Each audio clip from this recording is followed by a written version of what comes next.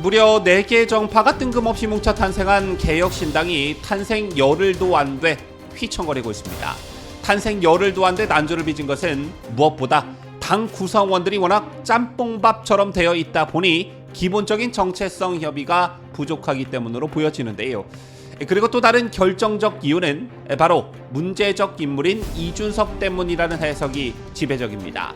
이낙연이 이준석을 너무 쉽게 생각한 대가를 톡톡히 치르고 있다는 것인데, 이런 가운데 개혁신당이 오늘 총선 캠페인 및 정책 결정권을 이준석 공동대표에게 위임했습니다. 그런데 새로운 미래 출신인 이낙연 공동대표와 김종민 최고위원이 이에 반발해 회의장을 퇴장해 표결에 불참했습니다. 이게 과연 어떤 파장을 낳을지 관련 소식 상세히 준비했습니다.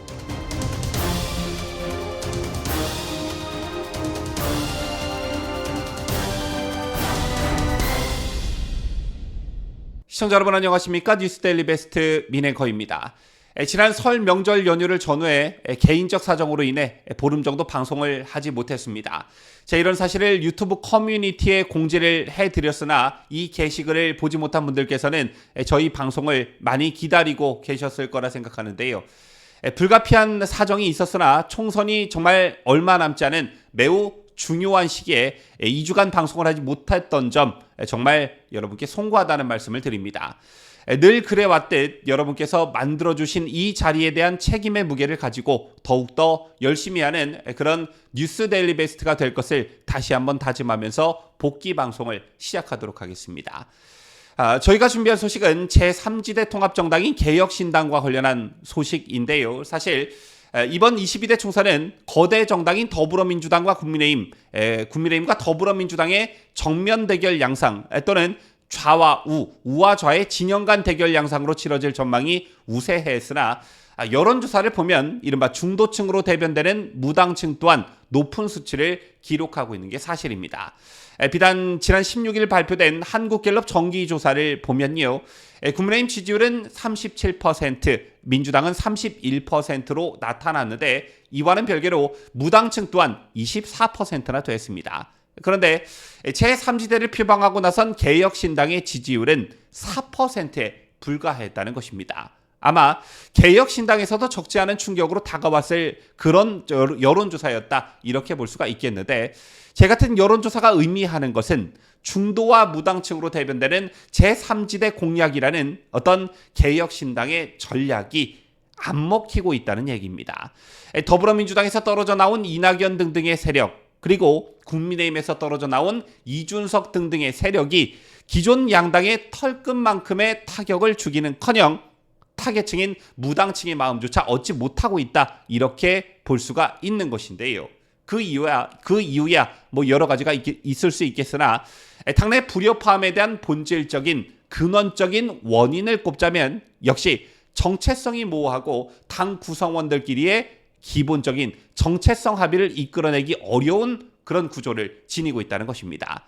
최근 논란이 되고 있는 배복주 전 정의당 부대표의 개혁신당 합류 문제도 바로 이 지점과 관련된 문제라고 볼 수 있겠죠. 또한 이런 근본적인 부분은 자연스레 계파 갈등으로 이어질 수밖에 없는데, 아시다시피 개혁신당은 이준석의 개혁신당, 이낙연의 새로운 미래, 금태섭의 새로운 선택, 이원욱, 조홍천의 원칙과 상식, 이렇게 4개의 정파가 전격적으로 뭉쳐 탄생한 정당입니다. 그렇다 보니 사사건건 마찰이 생길 수밖에 없는 구조를 지니고 있는데, 이런 이념적, 노선적 갈등의 어떤 간극을 너무 쉽게 생각했다 이렇게 볼 수가 있겠는데요.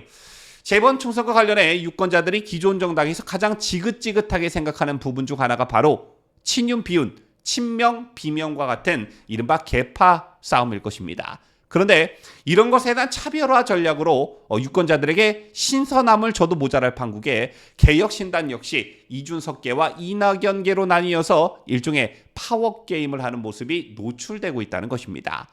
오늘만 해도 이런 모습이 그대로 노출되었는데, 개혁신당이 오늘 총선 캠페인 및 정책 결정권을 이준석 공동대표에게 위임했습니다. 그런데 이 과정에서 새로운 미래 출신인 이낙연 공동대표와 김종민 최고위원이 이 같은 결정에 반발해 회의장을 퇴장했고, 역시 표결에 불참했습니다. 회의장에서는 뭐 고성이 터져 나왔다고도 하는데요. 자, 우선 허은하 개혁신당 수석 대변인은 오늘 국회 본청에서 열린 당 최고위원회의 직후 취재진과 만나 이렇게 말을 했습니다. 신속성과 혁신성을 담보하기 위해 선거 캠페인 및 정책 결정권을 최고위원회의에 위임해 이준석 대표와 공동정책위 의장이 협의해 시행하는 안건을 의결했다. 해당 안건에 대해 2명이 회의장을 나갔고 나머지 분들은 모두 찬성했다. 이렇게 설명했습니다. 여기서 허 수석 대변인이 지칭한 2명은 이낙연 공동대표와 김종민 최고위원을 말하는데요. 개혁신당 최고위는 이낙연, 이준석 공동대표, 양양자 원내대표, 김종민, 조홍천 의원, 금태섭 전 의원 등 6명으로 구성되어 있습니다. 이 중 이낙연 공동대표와 김 최고위원은 회의도 등 퇴장을 했고 이 과정에서 고성도 들렸다는 것인데요. 김종민 최고위원 기자들에게 공개적으로 불만을 표출했습니다. 김 최고위원은 선거운동 전체를 이준석 대표 개인에게 맡기는 것은 민주정당에서 가능한 일이 아니다라며 정책 결정권 위임도 마찬가지다. 어떤 민주정당에서 최고위원회의가 검토도 안 된 것을 개인에게 위임하느냐 이렇게 따져 물었습니다. 그러면서 김 최고위원은 이를 전두환 전 대통령이 설치했던 국가보위 비상대책위원회, 이를 줄여 국보위에 비유하기도 했는데 나라가 어수선하다며 국보위를 만들어서 국회를 해산한 것과 뭐가 다른가라는 게 김종민 최고위원의 말이었습니다. 한편 이낙연 대표는 취재진 질문에 별다른 답변 없이 자리를 그냥 떠났다고 하는데요. 일단 이낙연의 의문의 일패라는 말로 오늘 개혁신당 최고위원회의 결과를 설명할 수 있을 듯합니다. 이낙연과 이준석이 격하게 대립하고 있는 상황에서 이준석, 이낙연 공동대표를 포함한 6명의 최고위 구성원들 중 4대2로 이준석이 판정승을 거뒀다. 표면적으로는 이런 것인데 이게 이준석의 정치력이 이낙연의 정치력을 앞섰다. 과연 이렇게 평가할 수 있을까요? 저는 절대 그렇지 않다고 봅니다. 총선이 50일도 채 남지 않은 상황에서 더 이상의 당의 분열과 마찰은 치명적인 자멸과 공멸을 불러올 수 있다는 어떤 시급함 그리고 절박함에서 비롯된 오늘 회의 결과였다. 마치 어린아이처럼 원하는 것을 얻지 못했을 때 땡깡을 부리는 이준석이라는 점을 다른 최고위원들이 너무나 잘 알고 있기 때문에 일단 이것은 피하고 보자라는 심리가 발동한 오늘의 최고위원회의 결과였다. 이런 분석이 가능할 것 같습니다. 이준석이 국민의힘에 있을 때 가출했던 것처럼 총선을 불과 50일도 채 남겨놓지 않은 상황에서 그때처럼 또 그런다면 개혁신당으로서는 정말 회생 불가능한 상태가 되기 때문에 일단 이것은 막고 보자는 절박함의 발로인 것이고 이제 개혁신당은 이준석에게 질질질 끌려다니기 시작했다는 어떤 신호탄으로도 해석될 수 있는 것입니다. 어떤 조직에 가든 갈라치기, 분열, 이간질, 고자질, 남 욕하기와 험담에 능한 이준석을 과연 감당할 수 있겠느냐. 총선이 50일도 채 남지 않았는데 말이죠. 불가능하다는 것입니다. 자, 그렇다면 이런 이준석과 한 배를 탄 개혁신당의 이낙연, 양양자, 김종민, 조홍천, 금태섭 등등의 미래는 어떻게 될까? 이게 궁금해집니다. 아시다시피 이준석과 같은 정당 그리고 같은 조직에 있던 사람들은 여지없이 같은 운명에 처해졌습니다. 과거 바른미래당 시절 손학규가 이준석에 의해 만신창이가 됐고 미래통합당 황교안 대표 역시 마찬가지였고요. 심지어 지난 대선 과정에서 윤석열 당시 국민의힘 대선 후보는 이준석 때문에 대권을 이재명에게 뺏길 뻔했습니다.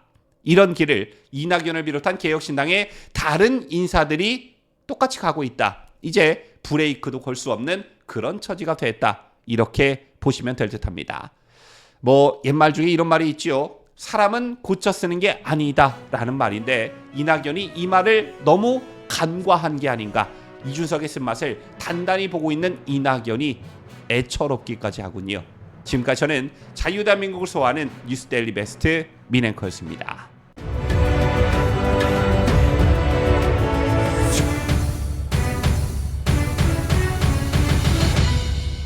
함께해요. 뉴스데일리 베스트.